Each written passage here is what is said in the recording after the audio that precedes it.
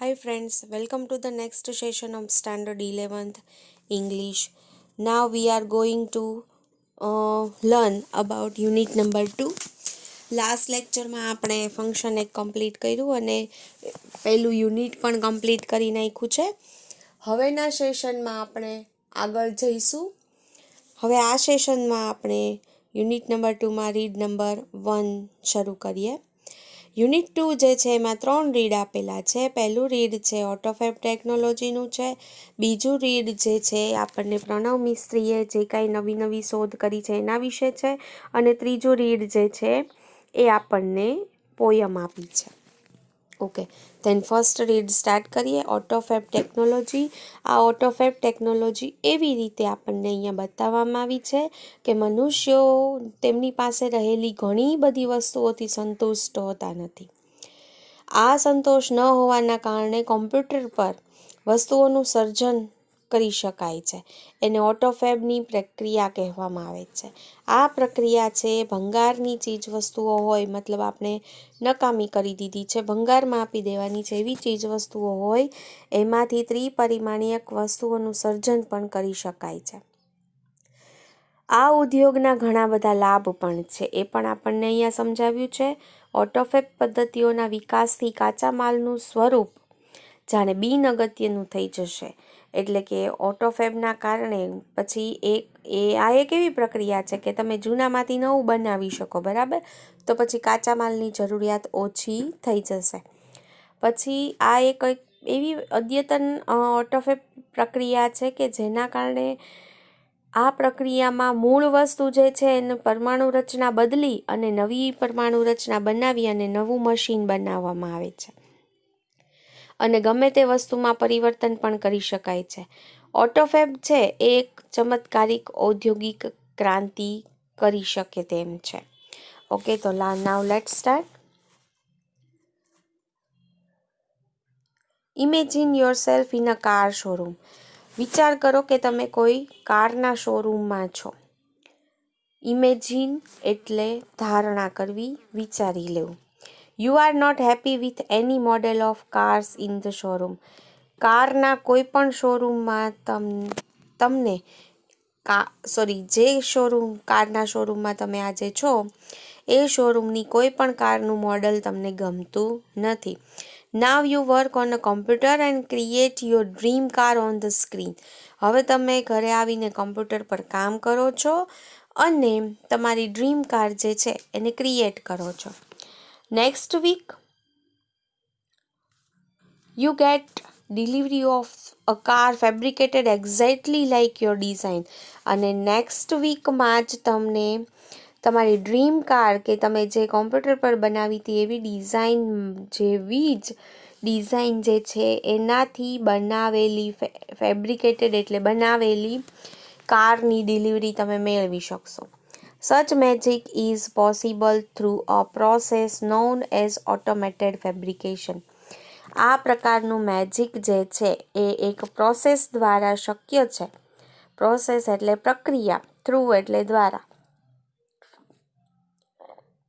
કે જેનું નામ ઓટોમેટેડ ફેબ્રિકેશન છે. ઓટોમેટેડ ફેબ્રિકેશન છે.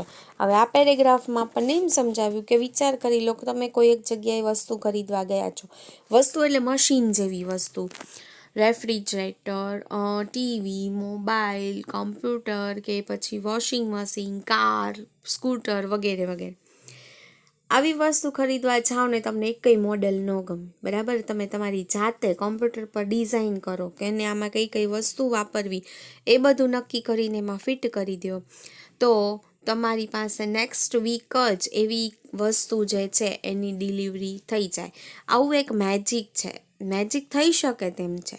હવે આ મેજિક કેવી રીતે થાય તો કે એક પ્રકારની પ્રક્રિયા છે કે જે પ્રક્રિયા છે એનું નામ ઓટોમેટેડ ફેબ્રિકેશન છે, બરાબર? Automated fabrication or AutoFab is a set of technologies that automate the process for building three-dimensional solid objects from raw materials. Autofab fabrication જે છે એ અથવા તો જેને ઓટોફેબના નામે ઓળખવામાં આવે છે એ ટેકનોલોજી એવી છે દેટ ઓટોમેટ એટલે આપમેળે કરી લે છે. શું?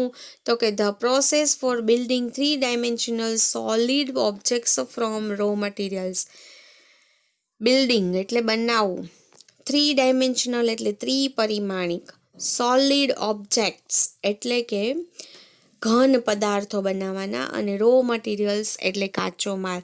તો આ ઓટોફેબ જે છે એક એવી ટેકનોલોજીનો સેટ છે કે જે કાચા માલમાંથી 3 પરિમાણવાળી ઘન વસ્તુઓ બનાવવાની આખી પ્રોસેસને સ્વયં સંચાલિત કરે છે. ઓટોમેટ કરે છે એટલે કે સ્વયં સંચાલિત કરે છે, એટલે કે આ બધું જાતે થઈ જાય છે.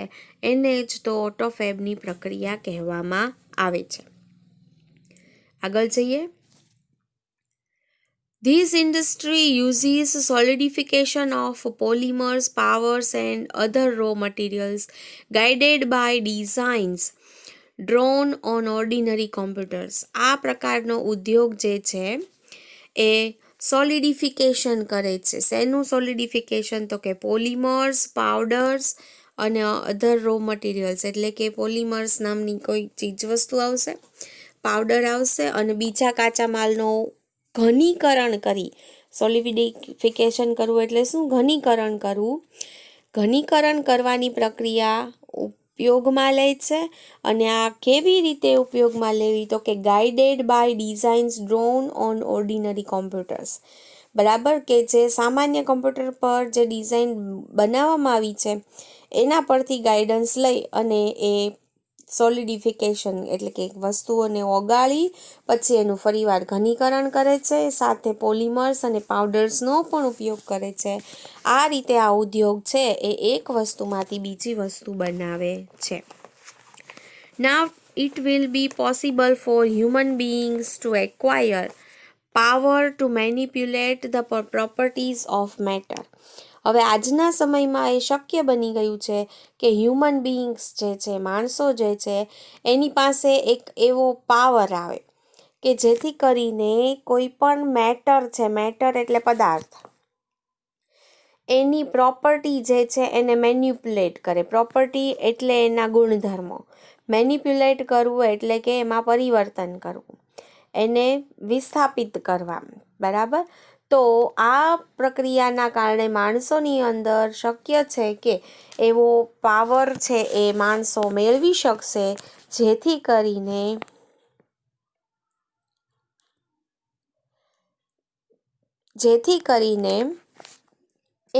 એ કોઈ પણ ઘન પદાર્થોના ગુણધર્મો જે છે એને વિસ્થાપિત કરી અને નવી વસ્તુ જે છે એ બનાવી શકશે.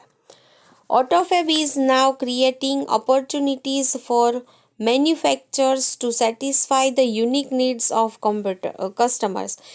આ ઓટોફેબ જે છે એ હવે એવી તક ઊભી કરી શકે તેમ છે, જે કોના માટે? તો કે ફોર મેન્યુફેક્ચર્સ એટલે કે ઉત્પાદન કરનારાઓ માટે એવી તક જે છે એ ઊભી કરી શકે તેમ છે, જેથી કરીને તે કસ્ટમરની યુનિક નીડ્સને સેટિસ્ફાય કરી શકે. એટલે કે કસ્ટમર, ગ્રાહક જે છે એની અલગ અલગ પ્રકારની જરૂરિયાતો જે છે એને સંતોષી શકે ઉત્પાદકો. એના માટેની આ એક બહુ મોટી તક છે.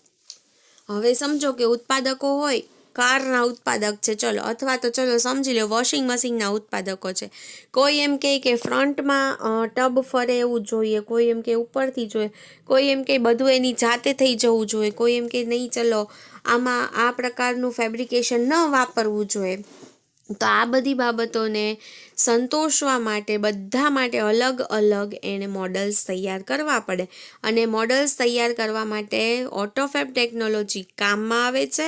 અને આ ઓટોફેબ ટેકનોલોજી જે છે એ આ ઉત્પાદન કરનારાઓ માટે મોટામાં મોટી તક ઊભી કરે છે, જેથી કરીને ઉત્પાદન કરનારાઓ છે એ ગ્રાહકોની બધી જ જરૂરિયાતો સંતોષી શકે. Next, inviting the customer into the design, development and production process will lead to unexpected new products. Invite કરવા કસ્ટમરને. ઇન્વાઇટ કરવા એટલે શું? આમંત્રણ આપવું. શેમાં? તો k into the design, development and production process, એટલે કે કોઈ પણ વસ્તુઓની ડિઝાઇન તૈયાર કરવી, એને ડેવલપ કરવું, એને કેવી રીતે પ્રોસેસ કરવી, એનું ઉત્પાદન કેવી રીતે કરવું, આ બધા આઈડિયા છે ગ્રાહક આપે અને પછી કંપની એને બનાવીને દે. આવું કરવાથી નવી નવી કેટલા પ્રકારની અનએક્સપેક્ટેડ એટલે કે અનઅપેક્ષિત એવા કેટલા ઉત્પાદનો જે છે એ હવે થઈ શકે તેમ શરૂ થઈ જશે. એટલે કે ગ્રાહકોને ડિઝાઇન બનાવવામાં, ડેવલપમેન્ટ કરવામાં અને પ્રોડક્શન પ્રોસેસમાં જો ઇન્વાઇટ કરવામાં આવે તો નવા નવા કેટલા પ્રકારના ઉત્પાદન થઈ શકે તેમ છે, જે ઉત્પાદનોની આશા પણ રાખી શકાય તેમ નથી.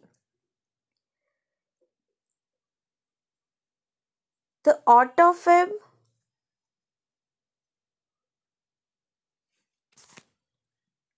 In AutoFab, the customer is a co-constructor. AutoFab જે છે એમાં કસ્ટમર છે એ સર્જક હશે. કો-કન્સ્ટ્રક્ટર એટલે શું? સહસર્જક. તો સહસર્જક કેમ? તો કે આ બધું જે છે એનો આઈડિયા તો ગ્રાહક જ આપવાનો છે. હવે ઘણીવાર એવું બને કે ગ્રાહક એવું ઈચ્છે, બરાબર, કે ચલો અમારે આ જૂનું ફ્રીજ જે છે એમાંથી અમુક પાર્ટ્સ જે છે એ અમને નવા ફ્રીજમાં ફિટ કરી દો અને નવું ફ્રીજ જે છે એ આ રીતે ચાલવું જોઈએ, અથવા તો આમાંથી ફક્ત એટલું તમે લ્યો કે સ્પીડ એની ખાલી વધી જાય, બાકી બોડી ભલે એનું એર્યું. તો આવી બધી બાબતો જે છે કસ્ટમર કહે છે, એટલે કસ્ટમરને સહસર્જક કહેવામાં આવ્યો છે. Now product liability, other risk and patent rights may be shared with the customers. હવે જે કાંઈ પ્રોડક્ટ બનાવવામાં આવી છે એ પ્રોડક્ટ જે છે એ પ્રોડક્ટમાં ઉત્પાદનની જવાબદારી, પ્રોડક્ટ લાયબિલિટી એટલે શું? લાયબિલિટી જવાબદારી, ઉત્પાદનની જવાબદારી, પછી બીજા રિસ્ક જે છે, પેટન્ટ રાઇટ્સ છે, આ બધામાં હવે કસ્ટમર છે એ સહભાગીદારી કરશે. એટલે કે અત્યાર સુધી કંપની જે છે એ કોઈ સમજો કે ચલો રેફ્રિજરેટરનું ઉત્પાદન કરે છે, બરાબર, તો એ જેટલા પ્રકારના રેફ્રિજરેટર બનાવશે એ વેચવા, ઓછા ભાવે વેચવા, વધુ ભાવે વેચવા, અથવા તો ખરાબ થઈને પાછા આવે છે, તો આ બધા જ પ્રકારની જવાબદારી કોણ લે છે? કંપની પોતે. જ્યારે કે હવે ગ્રાહક કહે છે એ મુજબનું મોડલ બનાવવાનું છે તો પછી આ પ્રોડક્ટની અડધી પડધી જવાબદારી પણ ગ્રાહકની રહે, બરાબર, કારણ કે ગ્રાહકે કીધું એ પ્રમાણે બનાવવામાં આવ્યું છે. પછી અહીંયા કીધું અધર રિસ્ક એટલે નુકસાન હોય કે નફો હોય, બરાબર, એનાથી કામ સરળ બનતું હોય અથવા કામ સરળ ન પણ બનતું હોય, પણ એ બધું જે છે એ ગ્રાહકની સાથે હવે શેર થશે. હવે ખાલી કંપની એકલી કોઈ જવાબદારી લેશે નહીં. પછી કીધું પેટન્ટ રાઇટ્સ એટલે શું? વસ્તુ પરના હકો. સમજો કે સ્કોર્પિયો નામની ગાડી છે, બરાબર, એ બનાવી અને એને વેચવા માટે જે કંપનીએ બનાવીને એને જ પેટન્ટ રાઇટ્સ હોય, બરાબર. એના પછી એના પાર્ટ્સ વેચવાના હોય કે પછી એની જ કોઈ બાબતો જે છે એને લગતી જે કાંઈ બાબતો છે એ બધાની જવાબદારી કંપની લે છે, એટલે પેટન્ટ રાઇટ્સ એની જ હોય, એ વસ્તુ એ જ કંપનીની ગણાય, બરાબર. પણ હવે શું થાય તો કે ભાઈ આ ઓટોફેબના કારણે ગ્રાહકો દ્વારા જે કાંઈ આપણને ગાઈડન્સ આપવામાં આવ્યું છે એ મુજબ આપણે વસ્તુ બનાવી છે, એટલે પેટન્ટ રાઇટ્સ ખાલી કંપનીના રહે નહીં, ગ્રાહકના પણ હોઈ શકે. તો આવી રીતે હવે પ્રોડક્ટ લાયબિલિટી, અધર રિસ્ક, પેટન્ટ રાઇટ્સ આ બધું જે છે કસ્ટમરની સાથે શેર કરવામાં આવશે.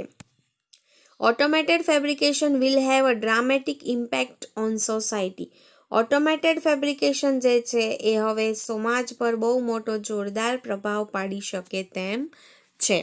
અહીંયા ડ્રામેટિક ઇમ્પેક્ટ એટલે જોરદાર પ્રભાવ, ડ્રામેટિક એટલે ખૂબ મોટા પાયે, ઇમ્પેક્ટ એટલે પ્રભાવ, સોસાયટી એટલે સમાજ. આના કારણે સમાજમાં પણ બહુ મોટા ફેરફારો જોવા મળશે. આગળ જઈએ. પહેલો ફેરફાર શું જોવા મળશે? બેટર પ્રોડક્ટ ક્વોલિટી, કે આપણને પ્રોડક્ટની ક્વોલિટી સારી મળશે પહેલાં કરતાં. કેમ? સમજો અંદર શું આપે છે તો કે the automated methods of inspection and assembly with improve the quality and durability of products.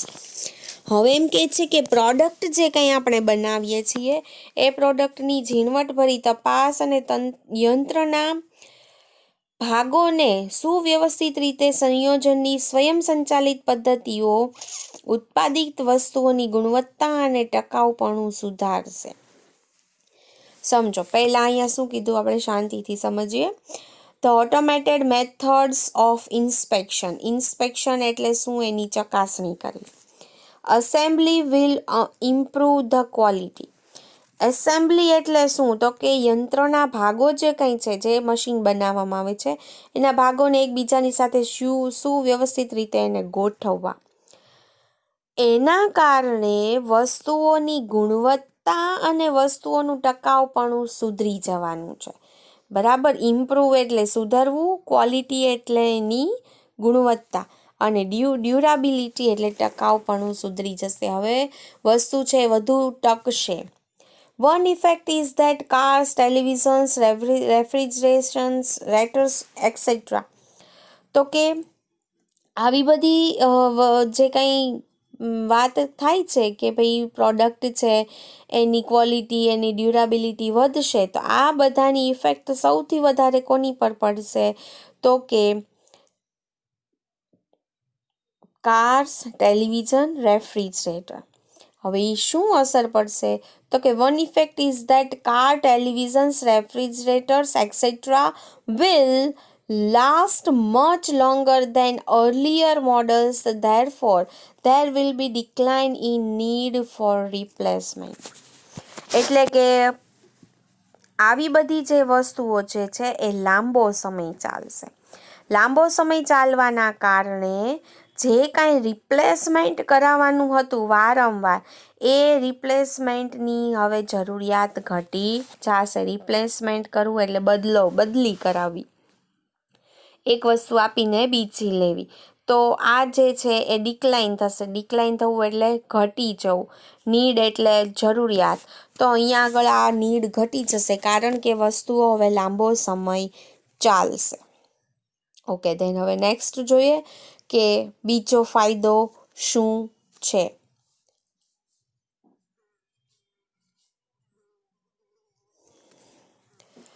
બીજો ફાયદો આપણને કહે છે મોર recycling.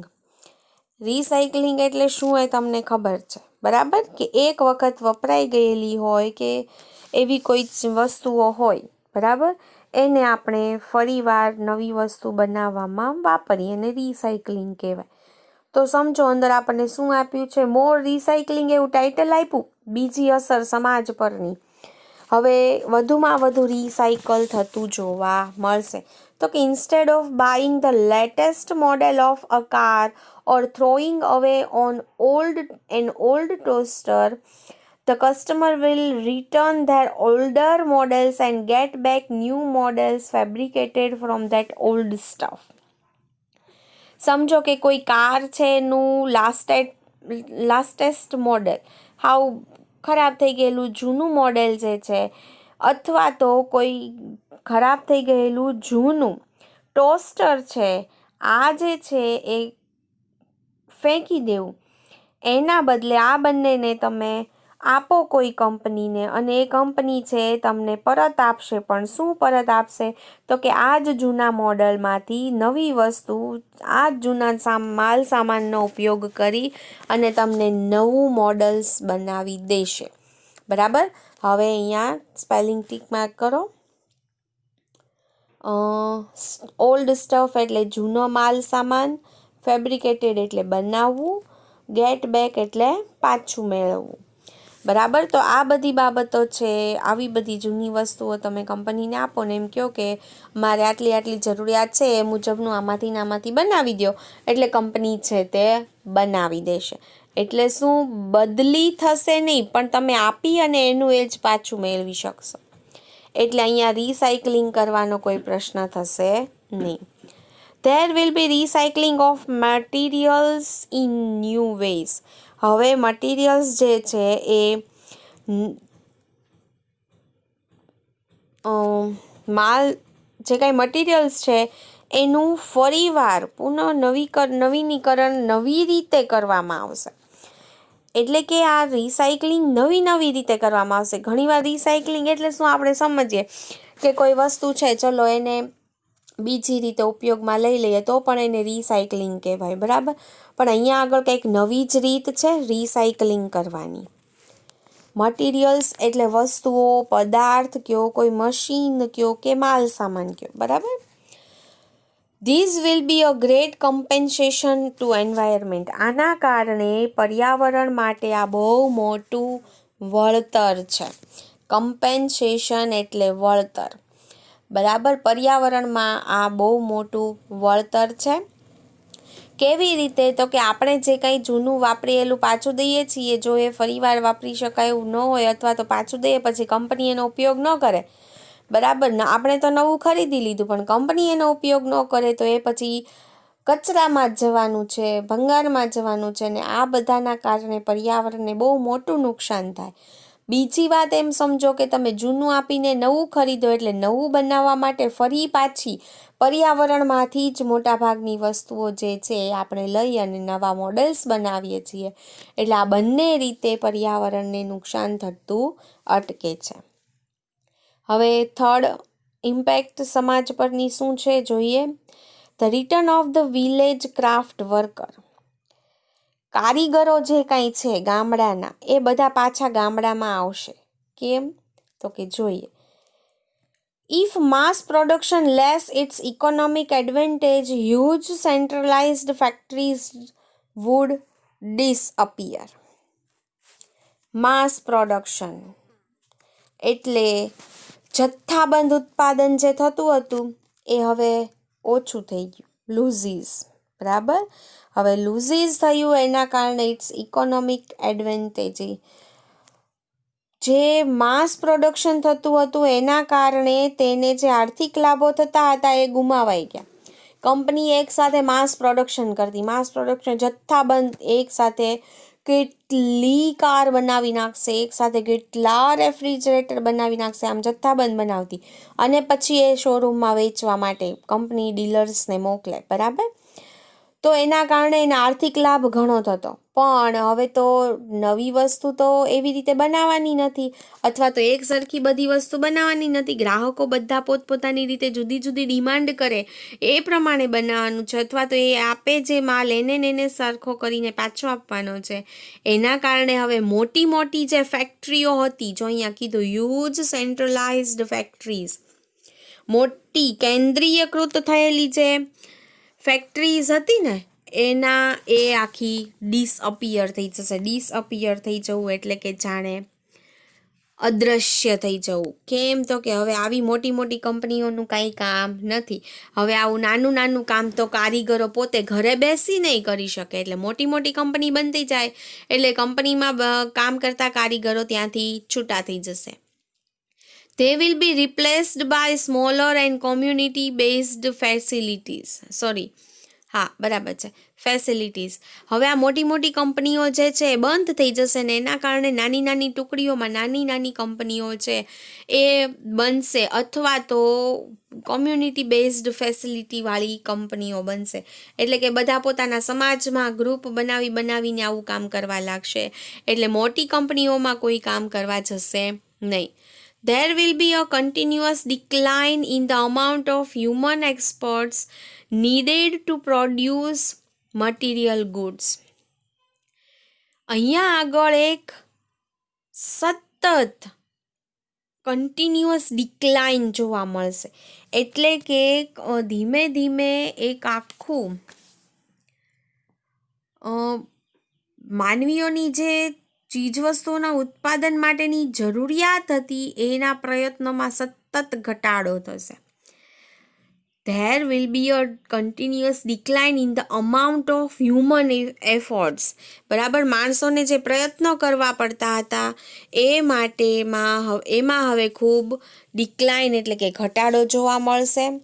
Needed to produce material goods એટલે કે માણસોને હવે જે વધારે પડતા પ્રયત્નો કરવા પડતા ને, સમજો ચલો બાઇક લેવા જવી છે તો કેટલા પ્રયત્નો કરવા પડે, કેટલાય બધી જગ્યાએથી પૈસા ભેગા કરવા પડે. બરાબર, તમે બાઇક જોવા જાઓ 2-3 શોરૂમમાં, તમને ગમે પછી કેટલી પ્રોસેસ કરવી પડે. એ બાઇક ખરીદી લીધા પછી પણ પાછી તમારે કેટલી પ્રોસેસમાંથી પસાર થવું પડે. તો આ બધા એફોર્ટ્સ જે છે એ એફોર્ટ્સમાં હવે ઘટાડો જોવા મળશે. કેમ? એફોર્ટ્સ એટલે પ્રયત્ન. બરાબર, કેમ આ પ્રયત્નમાં ઘટાડો જોવા મળશે? તો કે હવે કસ્ટમરને એની જે જરૂરિયાત છે ને એ જરૂરિયાત મુજબની બધી વસ્તુ આમનામ મળી જવાની છે. Then the customer may be served better by a local owner and operator of manufacturing shop. હવે એમ કહે છે કે કસ્ટમર જે છે એને આવી મોટી કંપની પાસે જવું જ નહીં પડે, એને તો લોકલ ઓનર અને ઓપરેટર જે છે ને એ જ કામ કરી દેશે. લોકલ ઓનર અને ઓપરેટર ઓફ મેન્યુફેક્ચરિંગ શોપ એટલે કે જ્યાં આગળ આવી વસ્તુ બનાવી શકાતી હોય ને એવા શોપના માલિક અથવા તો એના ઓનર, દુકાન ચલાવનાર જે છે એ જ આ ગ્રાહકોને બધી સેવાઓ આપી દેશે. ગ્રાહકને ક્યારેય મોટી કંપનીઓ પાસે જવું પડશે નહીં. એટલે સમજો ને કે આ મોટી મોટી કંપનીમાં અત્યારે જે કામ કરે છે કારખાનાઓમાં કારીગરો, એ બધા કારીગરો પોતાના ઘરે ગામડે આવીને વસે અને ત્યાં જ આવી ફેસિલિટી શરૂ કરે તો એને ત્યાં જ બધું કામ મળી રહે અને તેનો હુનર પણ ટકી રહે અને લોકો એટલે કે ગ્રાહકો જે છે એને સંતોષ મળે એવું કામ પણ થઈ શકે. તો આ રીતે લોકલ ઓનર જે છે એ જેને આ બધી ફેસિલિટી પૂરી પાડી શકે છે. Thus, the factories will become decentralized and the naturally talented village craft workers will be back with a bang. એના કારણે મોટી મોટી ફેક્ટરીઓ જે છે સેન્ટ્રલાઇઝડ હતી એના બદલે ડિસેન્ટ્રલાઇઝડ થઈ જશે. એટલે કે કેન્દ્રીયકૃત હતી, બહુ મોટા ધોરણે ચાલતી હતી, એ હવે નાના નાના ટુકડાઓમાં થઈ અને નાના નાના બધા લોકો ભેગા થઈને વિકેન્દ્રિત થઈ અને એ કામ થઈ શકે. અને જે કારીગરો એવા છે જે નેચરલી ટેલેન્ટેડ છે એટલે કે ને કુદરતી હુનર છે એની પાસે, કુદરતી કળા છે તેની પાસે, એ બધા કારીગરો પાછા પોતાના ગામડાઓમાં સફળતાપૂર્વક પરત ફરશે. હવે વિથ અ બેંગ કીધું, બેંગ એટલે શું? સફળતાપૂર્વક એ લોકો પાછા પોતાના ગામડે આવી શકશે, કારણ કે એને તો ટેલેન્ટ છે, તો ટેલેન્ટ તો એ ઘરે બેસીને પણ કરી શકે. પોતાના ઘરની આસપાસ પણ એ કોઈ પણ પ્રકારનું આવું નાનું એવું કારખાનું શરૂ કરી શકે. ઓકે, તો આ થર્ડ હતું એનું ફાયદો અથવા તો સમાજ પરની અસર. હવે ફોર્થ જોઈએ, ન્યૂ મેડિકલ ટ્રીટમેન્ટ્સ. નવી પ્રકારની મેડિકલ ટ્રીટમેન્ટ્સ મળી શકે. કઈ રીતે? તો કે soon the scale of autophagy will shrink to nanostructure level. ખૂબ જ ઝડપથી ઓટોફેબના જે માપક્રમો છે એ સૂક્ષ્મ માળખાગત કક્ષામાં આવી જશે. એટલે કે ઓટોફેબ વાત કરીએ આપણે અત્યાર સુધી કે મશીનનું જ કામ કરે, બરાબર, તો હવે ધીમે ધીમે અહીંયા એવું પણ કહે છે કે ક્યારેક એ નાના સૂક્ષ્મ માળખાગત કક્ષામાં પણ કદાચ એ આવી શકે. Then the size of newly manufactured medical instrument will be no bigger than a drug molecule. એના કારણે છે નવા મેડિકલ ઇન્સ્ટ્રુમેન્ટ બનશે. ઇન્સ્ટ્રુમેન્ટ એટલે સાધનો, એ ડ્રગ મોલેક્યુલ કરતાં મોટા નહીં હોય. ડ્રગ મોલેક્યુલ એટલે દવાનો એક નાનો એવો પરમાણુ, મોલેક્યુલ એટલે તમને ખબર છે પરમાણુ.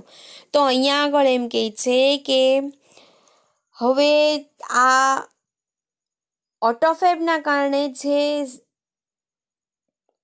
સાધનો બનશે એ સાધનો એટલી સૂક્ષ્મ એનું કદ હશે કે જાણે કે દવાનો નાનો એવો પરમાણુ હોય.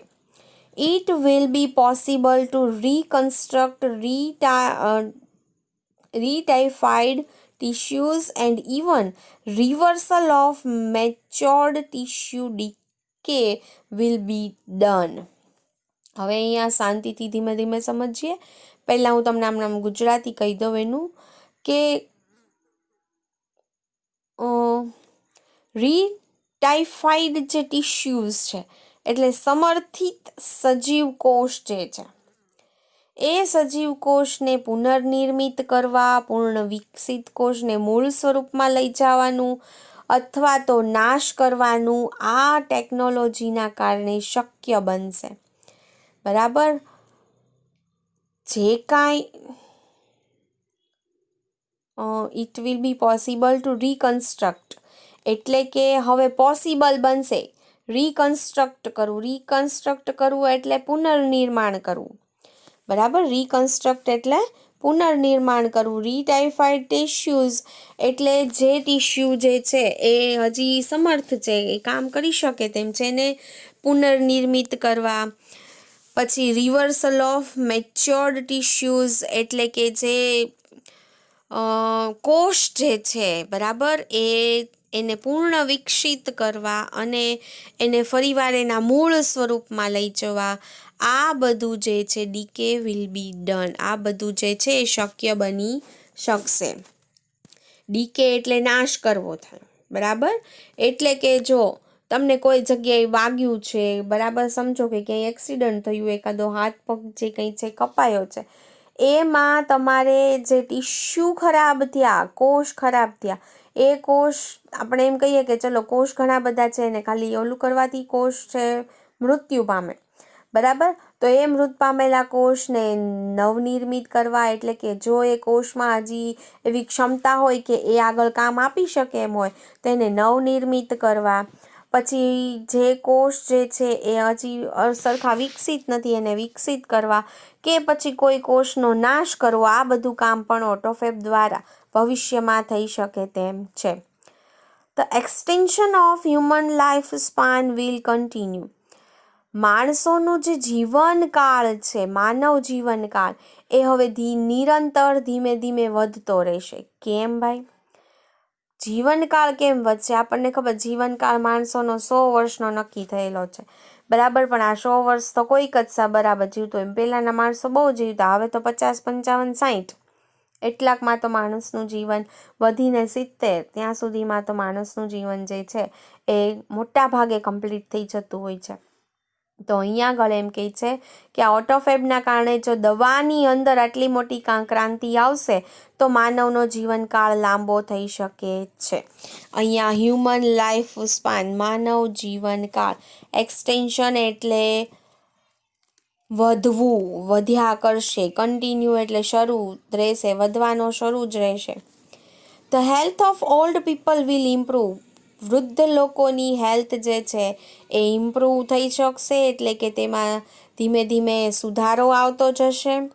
It is likely that people will gain the ability to painlessly redesign their bodies. હવે આ એના જેવું થશે જાણે કે લોકોને તેમના શરીરને દર્દ વગર ફરી આરોગ્યપ્રદ બનાવી શકાય. બરાબર. ઇટ ઇઝ લાઇકલી ધેટ, આ એના જેવું લાગે જાણે that people will gain the ability, જે લોકો જે છે એ પોતાની એબિલિટી પાછી મેળવે. કેવી રીતે? તો કે two painlessly redesign their bodies, તેના જ શરીરને કોઈ પણ દુઃખ દર્દ પહોંચાડ્યા વિના ફરીવાર રીડિઝાઇન કરી શકાય. તો આવી ટેકનોલોજીના કારણે સમાજ પર આ ચોથી અસર આવી પડી શકે છે. નેક્સ્ટ આપણને હવે આગળ પેરેગ્રાફ આમાં આપ્યા છે. ધ કમ્બાઇન્ડ ઇફેક્ટ ઓફ સચ ચેન્જીસ કુડ બી ડ્રામેટિક. આ પ્રકારના ફેરફારો જે કાંઈ છે એની સંયુક્ત અસર જે છે એ અકલ્પનીય હોઈ શકે. બરાબર. ડ્રામેટિક એટલે અકલ્પનીય હોઈ શકે. આવા ચેન્જના કારણે જે ઇફેક્ટ આવવાની છે, અસર, એ અકલ્પનીય હોઈ શકે. It is believed that after some years, a small mountain-top community could be self-sufficient with a low collection of fabricators and a solar power generator. એવું માનવામાં આવે છે કે થોડાક વર્ષ પછી કોઈ જાણે પર્વત શિખર પર રહેતો એક નાનો એવો સમાજ પણ આ પ્રકારના સાધનો અને સૂર્યશક્તિ સોલારના જનરેટરનો ઉપયોગ કરી આત્મનિર્ભર બની શકશે. એટલે કે સમજો પર્વતીય વિસ્તારો છે, એમાં કોઈ એક સમાજ છે, પોતાની રીતે વસે છે, વસવાટ કરે છે. એમને જે કાંઈ પોતાની જરૂરિયાત પૂરી કરવી છે તો એના માટે ખૂબ સ્ટ્રગલ કરવી પડે છે. એના બદલે એ સોલાર જનરેટરનો અને આવા જુદા જુદા પ્રકારના ફેબ્રિકેશનનો ઉપયોગ કરીને પોતાનો વિકાસ જાતે કરી શકે અને આત્મનિર્ભર પણ બની શકે. બરાબર. તો અહીંયા આગળ આત્મનિર્ભર બનવાની વાત છે. સેલ્ફ સફિશિયન્ટ એટલે આત્મનિર્ભર બનવું. નેક્સ્ટ પેરેગ્રાફ આગળ જોઈએ. As the methods of AutoFab advance, the form of new materials will be unimportant. AutoFabની જે પદ્ધતિઓ જેમ જેમ હવે આગળ વધી રહી છે તેમ તેમ છે કાચા માલનું સ્વરૂપ બિનઅગત્યનું થઈ જશે. મેં તમને અગાઉ પણ કીધું, બરાબર. તમે તમારી વસ્તુઓ દઈને જ તે એમાંથી નવી બનાવડાવો છો, તો નવી વસ્તુ બનાવવા માટે બીજા કોઈ કાચા માલ જે છે એની જરૂર પડતી નથી. અથવા તો તમારી પાસે જે કાંઈ માલ છે, ચલો સમજો કે ફ્રીજ જે છે એની મોટર બગડી ગઈ પણ બીજા બધા પાર્ટ્સ સારા છે, તો એ મોટર કાઢી અને અથવા તો એને રિપેરિંગ કરીને ફરી જોડી દેવાય, અથવા એને કંઈક નવું સ્વરૂપ આપીને ત્યાં આગળ જોડી દેવાય. આ જે બાબત છે એના કારણે જે સ્વરૂપ છે જૂનો માલ સામાન છે એનું કોઈ મહત્વ રહેશે નહીં. Sophisticated AutoFab machines will be capable of rearranging molecular structures to generate any object from them. ઓટોફેબના જે અદ્યતન યંત્રો છે એ કોઈ પણ વસ્તુઓ પેદા કરવા માટે પરમાણુ માળખાની પુનઃ ગોઠવણી કરી શકશે. એટલે કે અહીંયા આગળ જો સોફિસ્ટિકેટેડ ઓટોફેબ મશીન્સ. સોફિસ્ટિકેટેડ એટલે કેવું? તો કે અદ્યતન, નવું એવા મશીન આવશે જે કેપેબલ હશે, એટલે એનામાં એવી ક્ષમતા હશે કે જે રીઅરેન્જિંગ કરી શકશે. રીઅરેન્જ કરવું એટલે ફરીવાર ગોઠવણી કરવી. શેની? તો કે મોલેક્યુલર સ્ટ્રક્ચર, પરમાણુની રચના જે કાંઈ છે ને એ ફરીવાર ગોઠવણી કરશે. શેના માટે? તો કે to generate any object from them, અને એ વસ્તુમાંથી બીજી કોઈ વસ્તુ બનાવી શકશે. હવે તમને ખ્યાલ છે, ચલો એ કોઈક વસ્તુ છે એની પરમાણુ રચના તમે બદલી નાખો એટલે વસ્તુના ગુણધર્મ બદલાઈ જાય. આવી રીતે પરમાણુ રચના બદલી અને આ ઓટોફેબ ટેકનોલોજી જે છે નવી વસ્તુઓનું નિર્માણ કરી શકશે. Plastic milk jugs and last night's punctured car tube could be molecularly rearranged to get a new table lamp. સમજો કે પ્લાસ્ટિકનો જગ તૂટી ગયો તમારી પાસે છે, પછી લાસ્ટ નાઇટમાં તે તમારા કારનું પંચર થયું હતું, એની જે ટ્યુબ છે કાઢી નાખેલી છે. જો એ બધી વસ્તુ તમે આપી તો એને રીઅરેન્જિંગ કરી અને એમાંથી નાનો એવો સરસ મજાનો ટેબલ લેમ્પ પણ બનાવી શકાય છે. Highly improved AutoFab technology will perhaps be able to meet all our material desires. બહુ ઊંચા દરે સુધારેલી ઓટોફેબ ટેકનોલોજીની જો આપણે વાત કરીએ તો એ ટેકનોલોજી આપણી તમામ પ્રકારની ભૌતિક ઈચ્છાઓની પૂર્તિ કરી શકે છે. બરાબર. હાઈલી ઇમ્પ્રુવડ એટલે ખૂબ સારી રીતે વિકાસ પામેલી ઓટોફેબ એક ટેકનોલોજી હોય તો એ કદાચ આપણી મટીરિયલ ડિઝાયર્સ પૂરી કરી શકે છે. મટીરિયલ ડિઝાયર્સ એટલે ભૌતિક ઈચ્છાઓ, કઈ વસ્તુ તમારે જોઈએ છે એની ઈચ્છા પૂરી કરી શકે.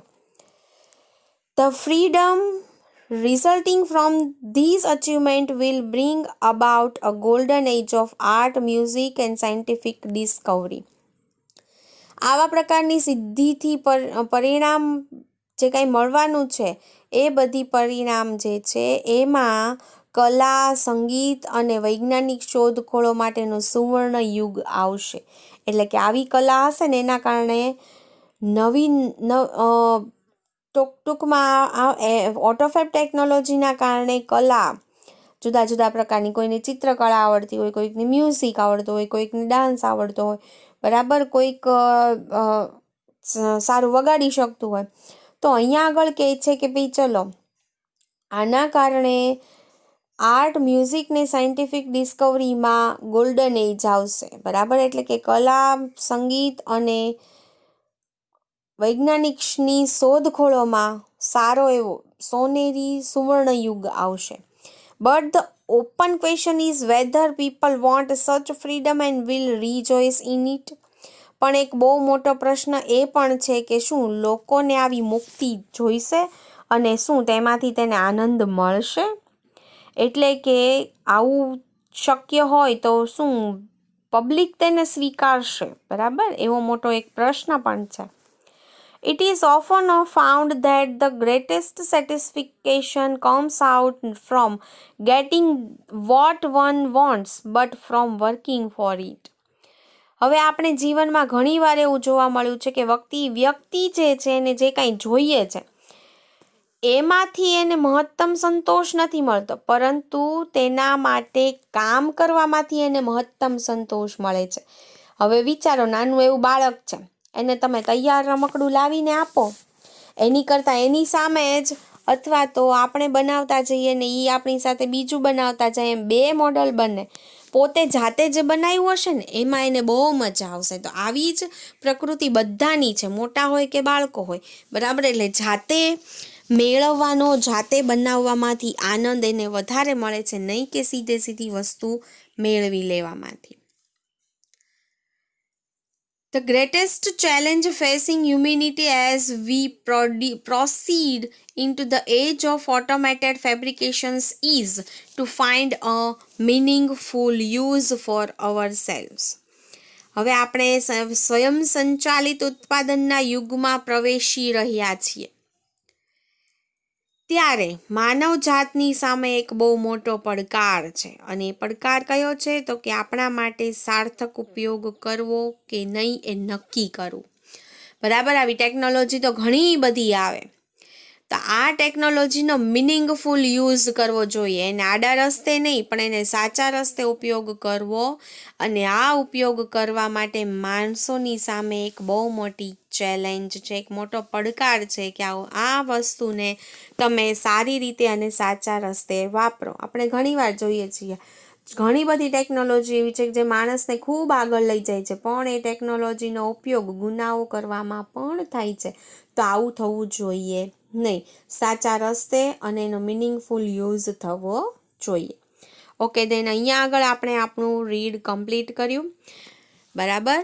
રીડ કમ્પ્લીટ કર્યા પછી હવે ગ્લોસરીમાંથી તમને વર્ડ્સ આપી દઉં, સહેજ ધ્યાન રાખ્યો કયા કયા વર્ડ્સ આપણને ઉપયોગી છે, બરાબર. મેનિપ્યુલેટ, મેક ચેન્જીસ એટલે કે એમાં પરિવર્તન લાવવું, પ્રોપર્ટીઝ એટલે લક્ષણો અથવા ગુણધર્મો, જેને તમે અહીંયા બીજા શબ્દમાં કીધું છે કેરેક્ટરિસ્ટિક્સ. પછી લાયબિલિટી એટલે જવાબદારી, જેને રિસ્પોન્સિબિલિટી પણ કહેવાય. પછી ડિક્લાઇન એટલે રિડ્યુકેશન એટલે કે ઘટાડો થવો.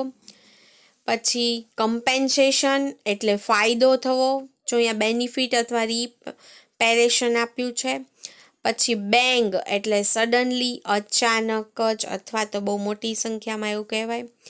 શ્રિંક એટલે મિનિમાઇઝ, નાનું કરવું. પછી મોલેક્યુલ એટલે પાર્ટિકલ, કણો, પરમાણુ, બરાબર. અને છેલ્લે તમને કીધું રેટિફાઈડ એટલે પરમિટેડ, બરાબર. પરમિશન આપેલા હોય તેવા, મંજૂરી આપેલા હોય તેવા. તો આટલા શબ્દો મિત્રો આમાંથી આપણે જોઈ જવાના, યાદ રાખી જવાના છે. અહીંયા આગળ આપણું રીડ કમ્પ્લીટ થયું, અને રીડ કમ્પ્લીટ કરતાં આપણે ફરી એકવાર રિવાઇઝ કરીએ કે ભાઈ ચલો ઓટોફેબ ટેકનોલોજી જે છે એના કારણે બહુ મોટું પરિવર્તન આવે છે. હવે ઓટોફેબ ટેકનોલોજી ખરેખર શું છે? તો આ ઓટોફેબ ટેકનોલોજી એવી છે જે જૂની જ વસ્તુઓ અમને જૂની વસ્તુઓ તમે આપો અને એમાંથી પરમાણુની રચનાઓ બદલી અને એ નવી જ વસ્તુઓનું નિર્માણ કરી આપે છે. તેના કારણે સમાજ પર 4 પ્રકારની અસરો પડી શકે છે. પહેલી અસર આપણને કીધી હતી કે સારું ટકાઉપણું આવે. બીજી અસર આપણને કીધી કે બહુ રિસાયકલિંગ ઓછું થશે. ત્રીજી અસર કીધી કે ગામડાના કારીગરો પાછા આવશે. અને ચોથી અસર કીધી કે મેડિસિન ક્ષેત્રે પણ ક્રાંતિ આવી શકે છે. અને લાસ્ટમાં આપણને બધી વાત સમજાવી અને એવું કહેવામાં આવ્યું કે આ ટેકનોલોજીનો યોગ્ય જગ્યાએ યોગ્ય ઉપયોગ થવો જોઈએ. Okay then we have to complete. Bye bye, goodbye, take care.